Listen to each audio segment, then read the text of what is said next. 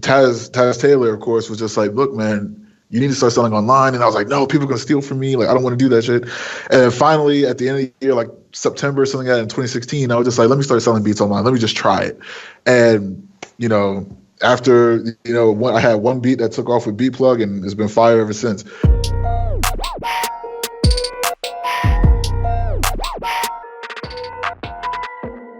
Peace, what's going down? It's DJ Payne 1. This is the Music Entrepreneur Club podcast, episode number 25. We're a quarter of the way to 100 episodes, which is going to be a crazy anniversary. Dame's going to sing Boys to Men. It's going to be amazing. And we have a special guest today. We have Leaux Fi, who's someone that I would consider one of the more positive forces in the producer community. Before we get into the conversation, we have a couple of conversations. I want to shout out all of our listeners on YouTube, on Stitcher, on Audio Mac, and so forth. And we have a special announcement for our listeners. Dame, you want to tell them about that? Yes. So last week I mentioned that we'd set up a discount code for our live MEC sessions, just specifically for our podcast listeners. So we've set that up.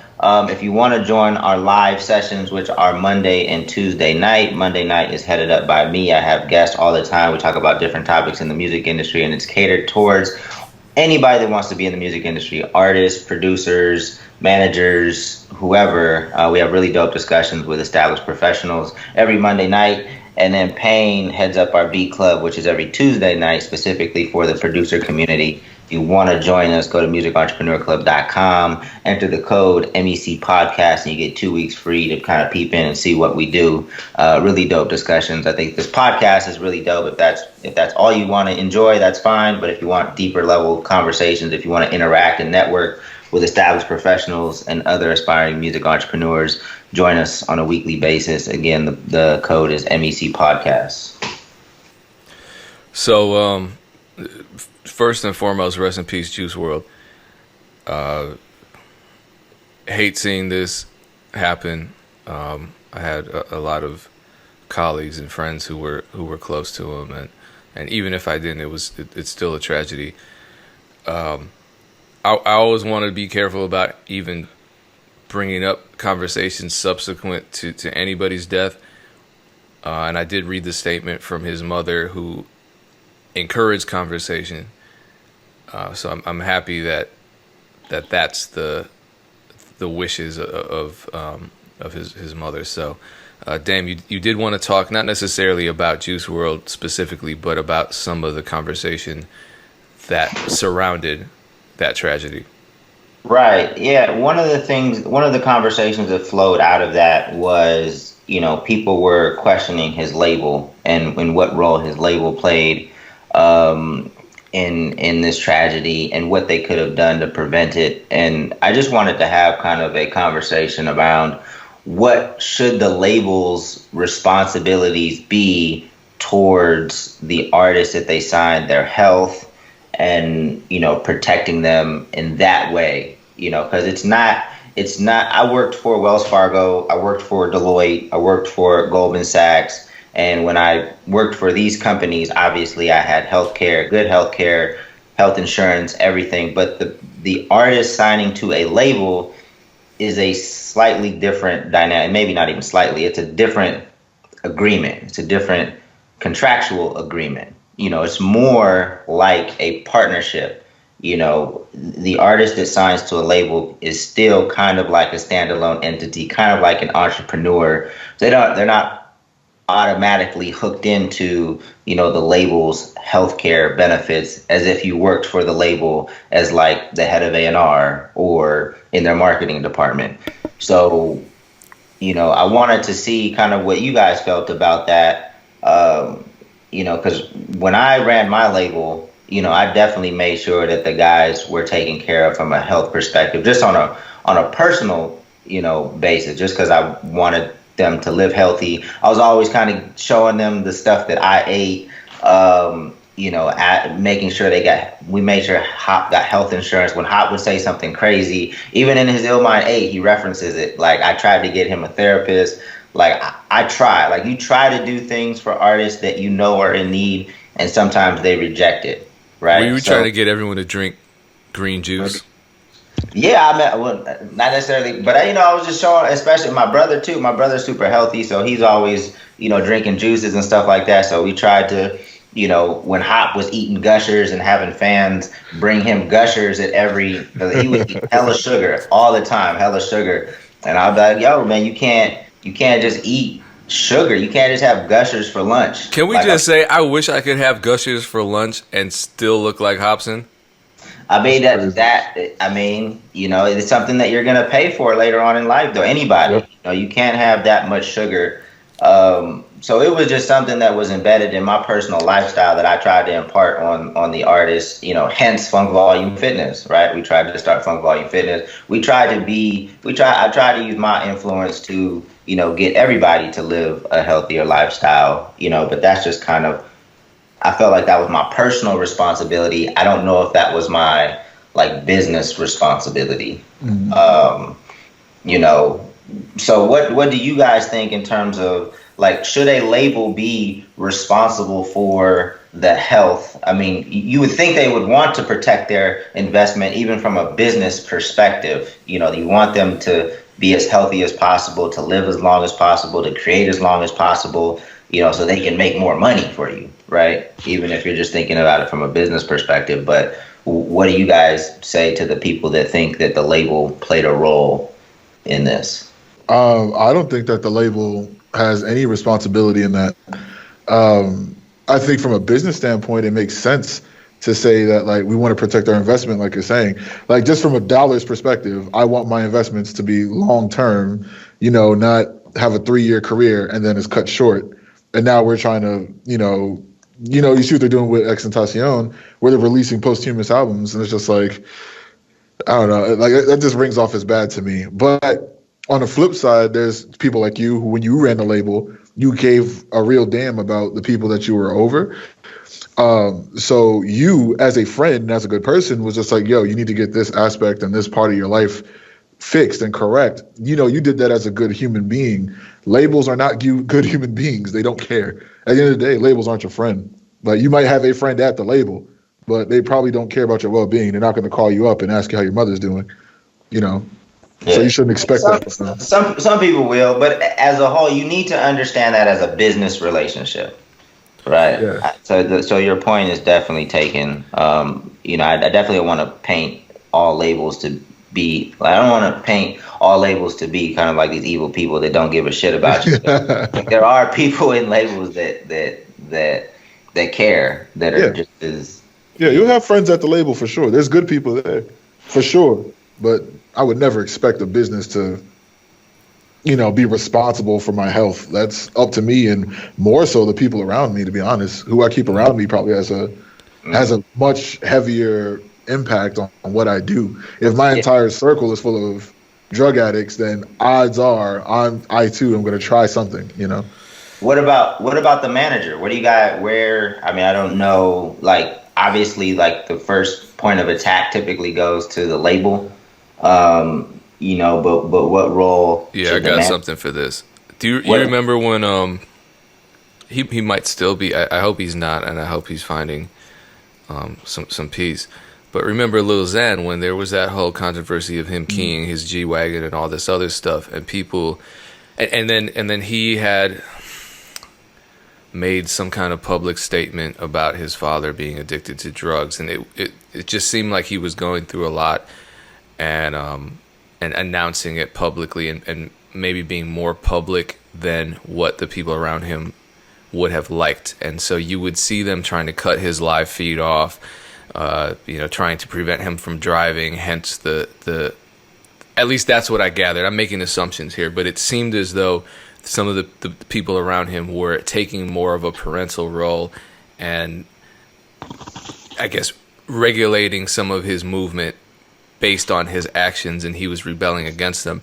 And the unfortunate thing that I saw was that, and Dame, you talk about this all the time, because the managers, and I'm pretty sure Xan has some good people around him managing him, because I know at least one of them. But you've talked about it, Dame. The management, they're in the shadows, they're in the background. So you don't hear their story, you don't see what they're doing, you just see the artist's reaction to the management. And it's because you're not a fan of the management, you're going to take the artist's side. So all these crazy, it's just more of the Illuminati conversation coming out where he's got handlers. You know what a handler is, right? You guys know what handlers are. These handlers out here that, they make him pray to the goat head and key up his $150,000 truck and all. It's like, come on, man.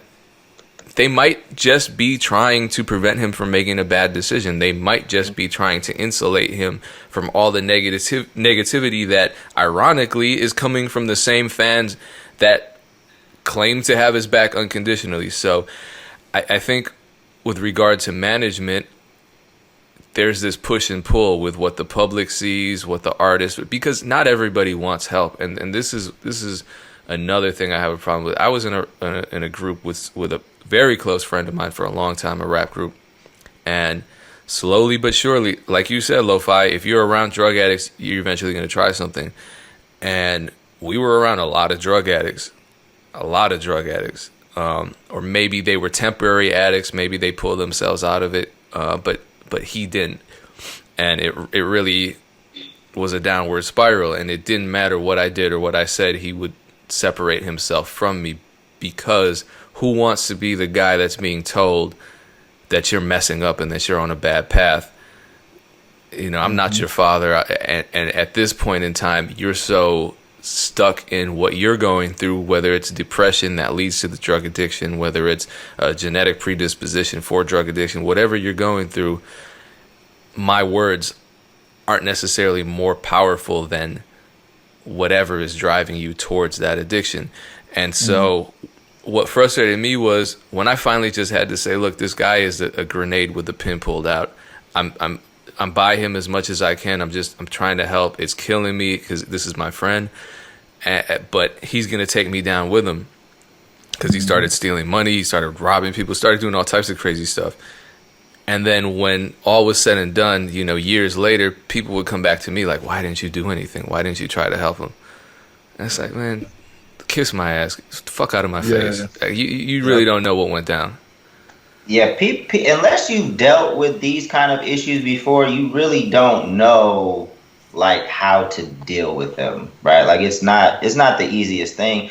And for labels and managers, like you probably didn't think that was in like your initial job description, right? You didn't think that that's what you were signing up for. So because the managers that I know, like they really love the artists that they work with. So that's not like, they're encouraging any bad behavior. I mean, there might be some managers out there that have the same issues as the artists and they taking them together. Right. But the good managers that I know, like they really care about the artists. It's definitely not, trying to just make money. Like they care about the well-being of the artist, and they will do things to help that artist. Same was the case in my situation. Well, Hop has and probably continues to have some mental issues. Right. And when he would say things that I know was off, I'm like, look, we have to get you some help. And I tried to get him to start seeing a therapist and then address some of these issues. But I didn't know exactly what the best thing to do for him was. Matter of fact, like the funny thing is I started seeing a therapist because I tried to get him help. So I basically scheduled an appointment, and then I was going to meet him there to make sure everything went cool. And then he just didn't show up, which was normal for a lot of things, didn't show up. We had already paid for the session. So I was just like, fuck it, I'll talk to her. And then I started seeing her for like the next 6-8 months. So I was like, people, long story short, I think managers and some people within labels, overall, the label is about business. So you're going to find some people at labels that really do care, that are going to, go the extra mile. But at the end of the day, it's a business relationship, and that's how you should understand it before you even get in it. But people are around. It's just all, when you talk about drugs, when you talk about mental illness and things like that, it's a very difficult thing to witness or to try to help somebody else with. and unless you've tried and been in that situation, then you probably don't understand, and you probably shouldn't have that strong of an opinion about other people's actions with their, with people with these issues. Yeah, and one more thing too about the label's responsibility. I mean, all of us worked in traditional jobs, and through those jobs we got health insurance, right? Some health insurance you can use for therapy. I'm currently using my health insurance for therapy. Still have a copay though, but my job didn't mandate that. You know what I mean? My job didn't say, hey, you have this insurance, use it, get a physical, get tested for whatever, go see a therapist.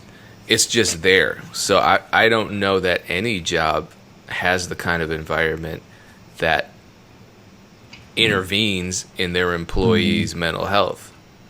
And mandates it, yeah. Yeah.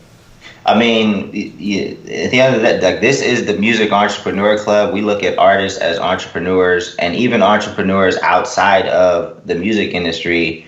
You're kind of responsible for setting up your own shit, your own health insurance, your own, environment for your, health and well-being. It's kind of on you. And that's kind of the mindset I want to, impart upon, like, other musicians, because you guys are entrepreneurs. You're not working for Wells Fargo like I did, or Deloitte, or, it's not the same relationship. So the expectations should be different. But even then, were there people at Wells Fargo coming up to you and saying, hey, damn, you look a little stressed out. Can we talk about it? Is there any referral I can give you?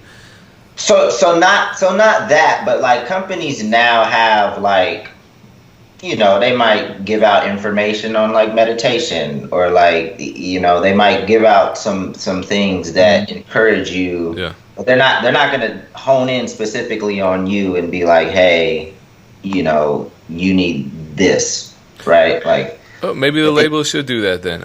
I mean, but the artists aren't always in the labels. It's not like a traditional job where you're there clocking in. But hey, if they can do something, I think they should, just to at least make those resources available, or at least make their artists aware of those resources. That I definitely agree with. I feel like, managers and labels should do what they can, again, going back just from a personal standpoint and a business, if they want, their artists to continue to make music, then they need to be in the best headspace for that. So that I guess I don't want to keep going on this topic, but it triggered another opinion that people have, is like, because, some people think artists make the best music when they're in these negative spaces. Oh my God. So they're encouraging them to be in these spaces. I haven't witnessed an example of that myself, where somebody has kind of, like, encouraged this negative environment because they think that the artist creates best in that negative environment. But I can probably assume that it has happened before, and maybe it continues to happen. I've seen it many times. I got, friends who are, like, professional engineers, and they tell me that these big artists will come to the studio and will literally not do anything until the weed guy arrives, and they got to, like, hotbox the whole studio, and then they can start. Or even a few weeks ago here in Atlanta, I was in a studio with a couple of friends of mine. We're cooking up, and we're probably like 7 or 8 beats in. It sounds amazing. Like, everything we're putting out, we're, like, on fire. And one of my friends says, man, I'd be doing so much better if I had my weed on me. And I was just like, we're like 7 or 8 tracks in, bro. What are you talking about? Like, listen to this. And he's like, yeah, but I get so much more creative, when I'm high. And I'm just like, but listen to this. You don't need that shit. And, we got into a real conversation about it, like, on the spot. Like, all of us, everybody in the studio started talking about it. And I'm like, bro, like, of course we get into our lives and shit like that. And I'm just like, look, man, like, at the end of the day, that's a crutch. Like, you're using that as a crutch. Like, oh, I can't do it because I'm not high. And I'm just like, but you just did it 8 times in the last hour. You know what I'm saying? Like, you have to, it's up to you. I can't be your papa. You know what I'm saying? I'm not going to sit there and tell you, like, no weed allowed in my studio. I've heard Zaytoven does that, which is incredible if it's true. But a lot of these people really believe they cannot do it without being high. And I'm just like, man, you should probably try it first. You should try it. Because if it is true that you cannot make beats or you cannot create music without being high out of your mind, there's another problem there that needs to be addressed first about your level of creativity and your artistry. If all of your creativity and your best ideas come only when you're out of your mind, like there's a real issue there, man. Like, I don't know. It's weird to me. It's weird to me that I know you can do this sober, but you insist on being high just to even try it. Well, I'm coming to one of those sessions next time I'm in Atlanta. That sounds fun. Bro, you have a green light, man. Whenever you come to Atlanta, I swear we'll be in the studio the whole time, man. Let me know. So, to conclude, I think we can all agree that we all need help. Sometimes we all go through stuff, some of us more than others, and some of us need to take the steps necessary to be well, whether it's therapy, whether it's an intervention, whether it's talking to somebody. And I think the more we model that behavior ourselves and the more we're open about it, the more others feel that they can do the same. So I just encourage people to do that. On to some other, I have my notes. I know Leaux Fi, you responded to a tweet. A lot of people responded to a tweet. I don't know what constitutes viral on Twitter. To me, it's like around the 1,000 mark. So I'm about there on this tweet, which basically is me outlining all the fears that I hear producers have. And it's not just producers, it's artists and creators, period. Yeah. But with producers, it's like you hear them say, I can't put out any beats because I need to figure out how to copyright them and prevent anyone from stealing them. It's like, that's not going to happen. So you're just never going to put music out. There are all these fears, you know, I can't make music because what if that splice sample gets me sued? I can't put beats out because what if another producer recreates it and sells it to Ariana Grande? Okay, so the fear that a lot of creatives have, all that, it prevents them from doing anything, from making any kind of progress in their career. And the crazy thing about it is it's unfounded. Most of this stuff doesn't even happen, and when it does, it's such a minor blip on your overall radar as a career musician that you just move on from it. Yeah. And I remember reaching out saying to you, like, I definitely want to talk about this because we have direct experience with this. So I will sacrifice myself here and snitch on myself. And one of the things that I want to talk about with this is that I was the guy who was saying originally years ago, I don't want to sell anything online because it's going to get stolen. And I was like, I got so much sauce, I don't want no one to take off, with my style and all the stuff like that. Like, that's what I was saying probably like from 2014, 2015, 2016, that's what I was saying. And Taz Taylor, of course, was just like, look, man, you need to start selling online. And I was like, no, people are going to steal from me. Like, I don't want to do that shit. And finally, at the end of the year, like September, something like that in 2016, I was just like, let me start selling beats online. Let me just try it. And, after, I had one beat that took off with Beatplug and it's been fire ever since. But what I realized in time was that the people who are like grandfathered in from the time before the lanes got really crowded and stuff like that, I'm like, these are the people who were telling me that I needed to start selling beats in 2014, 2015, 2016. Had I listened to them by that time, my entire life, financially at least, would look so different. You know what I mean? Because trying to jump into these crowded lanes, I'm just like, dang, like you got to work like 10 times as hard. So I get people who ask me questions and they say like, okay, yeah, like I'm worried about starting to sell beats right now, but it's so crowded. I'm worried that people are going to steal my stuff. I'm worried that like my beats going to get stolen by a big producer and I don't have the money to sue back. And I'm like, listen, take my advice as someone who failed. Like, jump in now, start putting your beats online now. And if someone steals from you, handle it then. But don't be in your own way, because the what if is crazy when you really do like the opportunity cost of what you lost by not putting your music out there. If you're not putting your music out there, then nobody's going to steal it, sure, but no one's going to hear it either. It's just going to sit on your computer, and you're never going to get those placements you're looking for. You're never going to work with dope artists. You're never going to get your name and build your brand. What company can build their brand without releasing a product? You're not releasing a product at this point. because you're scared that someone's going to steal your product. If they steal it, they steal it. Like, that's the attitude that you got to have in this day and age. Everything gets copyrighted. Like, I released a kit and the kit was pirated the next day. Like, it's happening, bro. It's a part of the business. You have to let that go. And even more on the nose, we have someone in our group who, I don't want to specifically put them out there, but their beat did get copied and then used on a multi-platinum record. So when we found it, like, we had to go and get our lawyer and handle that whole situation, but they ended up getting all their credit, getting all that money back, and everything is great. And now they've got this huge record to their name that just boosts their, it just boosts their credentials. So don't think that if someone steals your stuff, like, you're helpless and there's nothing you can do. If it's yours, you can prove it's yours. Yeah. And go through the process and you'll be fine. But stop getting in your way saying, I'm scared. Like, that's just stupid. Especially if it's a big record. Like, you're gonna get help to track down a big record because there's a lot of money there. But the chances of that happening are, like, super slim. Like, yeah. But we've talked about this before in a few different ways because, it's definitely not only producers.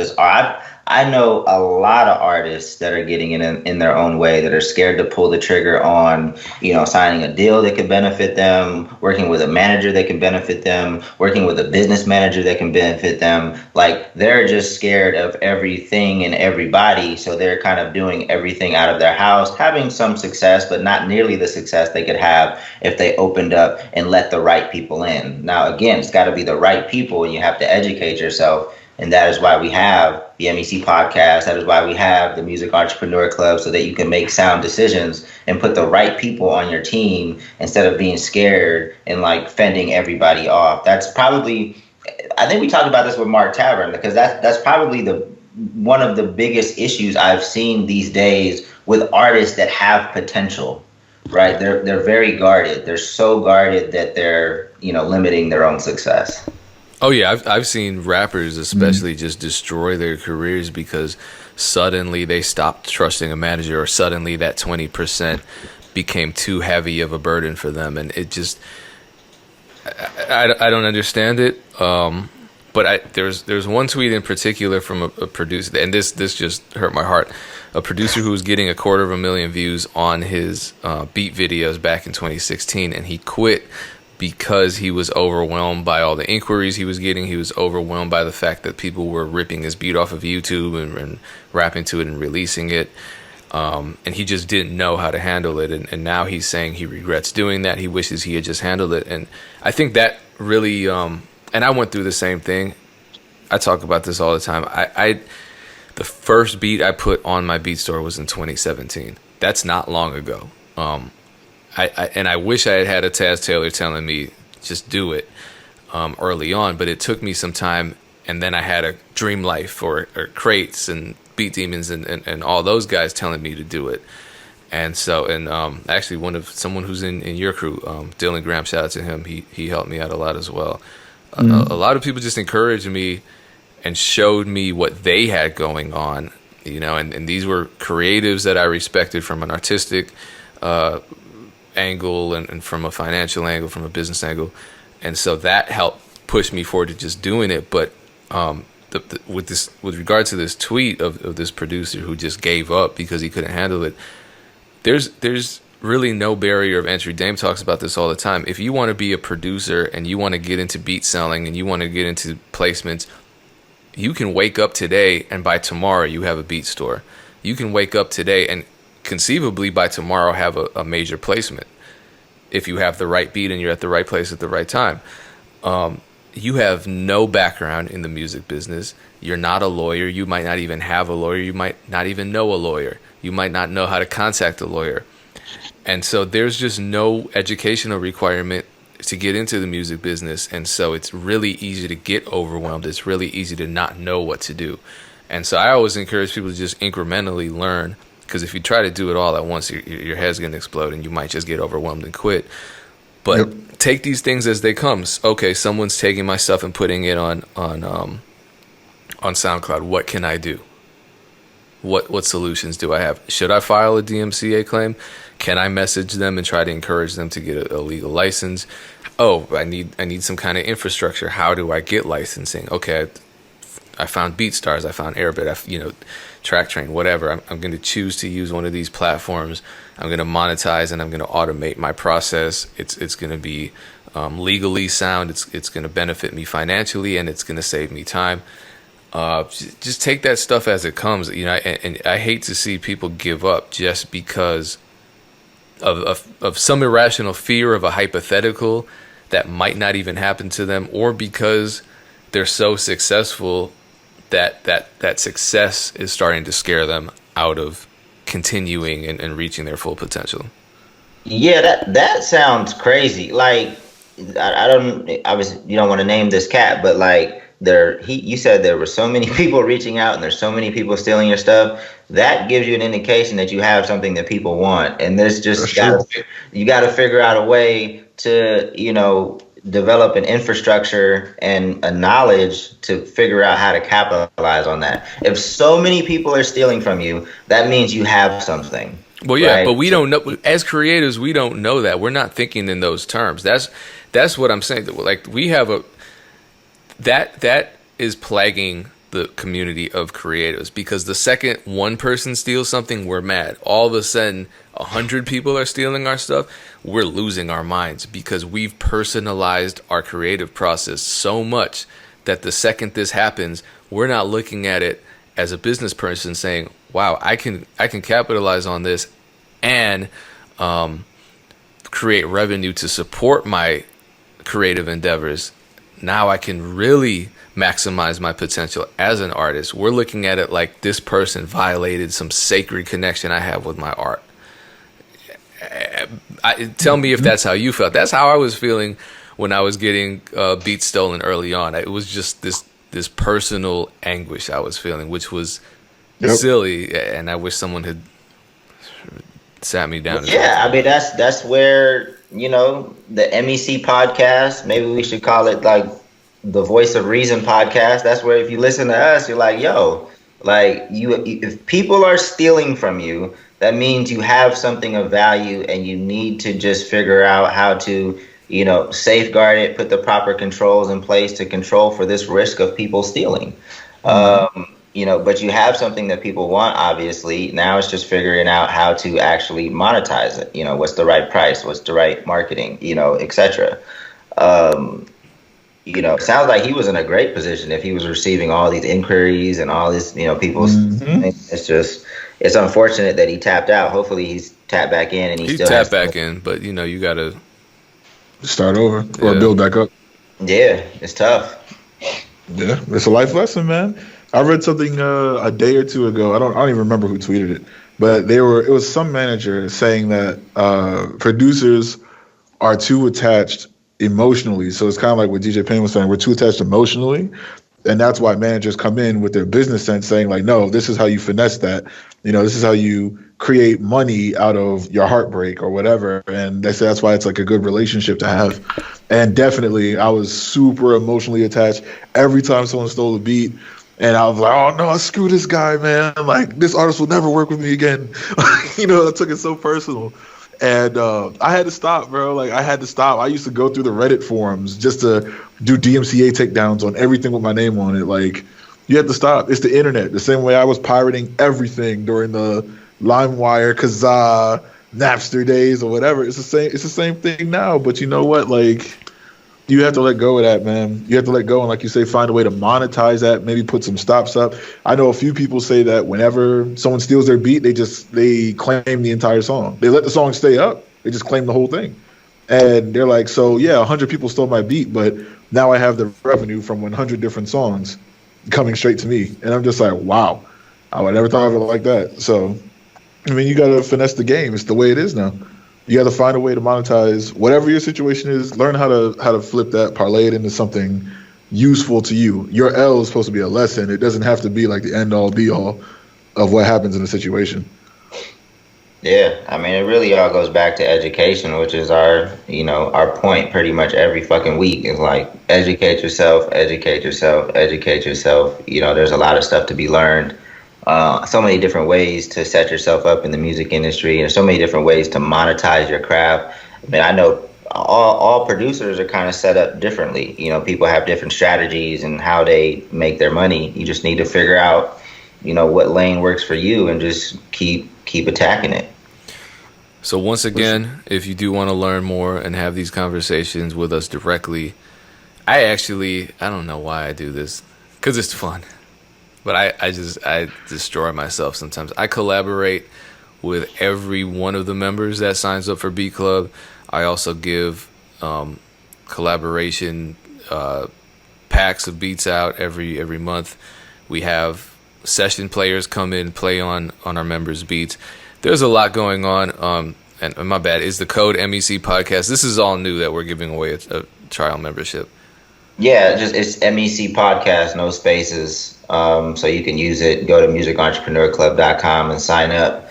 We're live every Monday and Tuesday night, you know, typically with a guest. But like Payne said, he does a lot of collaborative activities that you can participate in. These are not sessions where you just sit there and take in information. I guess you can if you want, but it's an interactive. Yeah, then you're a lurker and it's weird, and I got to see your name, but you're not saying anything. It just makes me uncomfortable.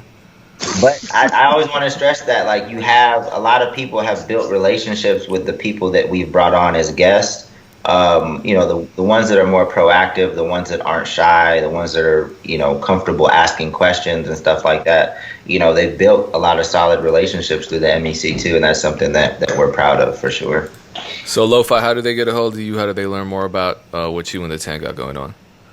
Oh man, hit us up. Follow us at all of our social medias are at the 10 TV. I mean, if you want to hit me up, it's at Leaux Fi, LEAUXFI, spelled the French way. If you want to get in contact with our team members, I assume that you should just go to, probably the best one would be Instagram. Our Instagram at the 10 TV. Click the link tree, and it breaks down all of our members' stuff like in that link tree there. So that's the way you get in contact with us. So excuse my ignorance, but you have it's like a team of producers. Yes, sir. So we got we're called the 10 because we started with 10, but now we actually have 12 total.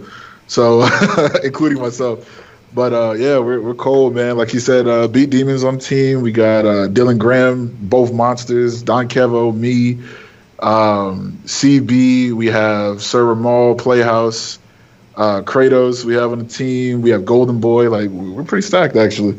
Now, is it like a solid crew of individuals, or do you guys have some type of business entity together?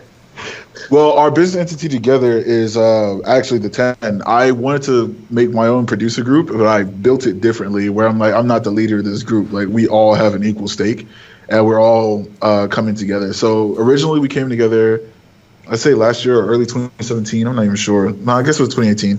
And we basically just wanted to, we had an idea where if we shared our resources, because everyone seems to know everyone in the industry, but individually. So I was like, look, we're all dope. We're all friends, like through one, you know, what do they call it? One level. What is it on LinkedIn? How many circles away of relation you are? Whatever. Like, we're all pretty close to each other in some kind of way. Yes, degree of separation. So I'm like, we're all pretty close. We should know each other and work together. So we started putting our resources together, and we officially came together when we had like a label situation. They stepped in, heard what we were doing, and I can only say so much because I'm not really sure anyone's supposed to know, but we had a label situation that involved Juice WRLD actually, and it fell through in the end, but that's the reason why we actually became a real entity together. And we all started going like official. So at that rate, we've been moving forward. We've been knocking out placements. We've been doing all kinds of stuff. Like the way you said you were taking care of your group, we're doing the same thing. We just did a credit check for everybody in the group like a couple months ago, like trying to get everybody in line with that, trying to get people who are trying to move, set them up. I think we got a couple people. I think someone's supposed to be moving into my house in January here in Atlanta, so we can get them on their feet. Like, we're just we're collective, man. We're trying to do it all. It's the power of collaboration. I made an Instagram post about it. You know, I think that artists and producers, man, they just need to collaborate more with the right people. There's so much power in collaboration. I'm doing a project called 1 Week Notice next month. It's really just bringing artists together to share resources, to share fan bases. Like, there's so much value in collaboration, and there's little risk, right? Because in music, we're not selling refrigerators, right? Where Where if a family buys one refrigerator, that's probably the only refrigerator they're gonna buy. It's like you can be fans of multiple artists, so why aren't we sharing fan bases? Why aren't we giving exposure to each other? It shouldn't be that cutthroat and competitive. Maybe from an artist perspective, like a hip hop, like, hey, I want to be the best, whatever. But we can share fan bases. There's people are fans of multiple artists, multiple producers. Collaboration should be something that everybody takes part in. Yeah, for sure. It's the quickest way up, in my opinion. It's the quickest way up. If you really, really, really genuinely support somebody, you guys have a real relationship, not just like, oh, this is my step ladder on the way up, because I hate those kind of relationships. But if you really really mess with somebody and you guys are like friends and you guys can work together, I say, why not? Boost each other up. So when one person's up, you pull the other one up. When that person goes up, then he'll pull you back up. Like, you guys make sure that nobody elevates by themselves and you always have an ally. People always say like, oh, it's so lonely at the top. It's only at the top because you didn't bring anybody with you. So now everyone's your competition. Right. If you didn't make it, so you stepped on everybody on the way up, you would probably be feeling very secure that all your competition is your friends.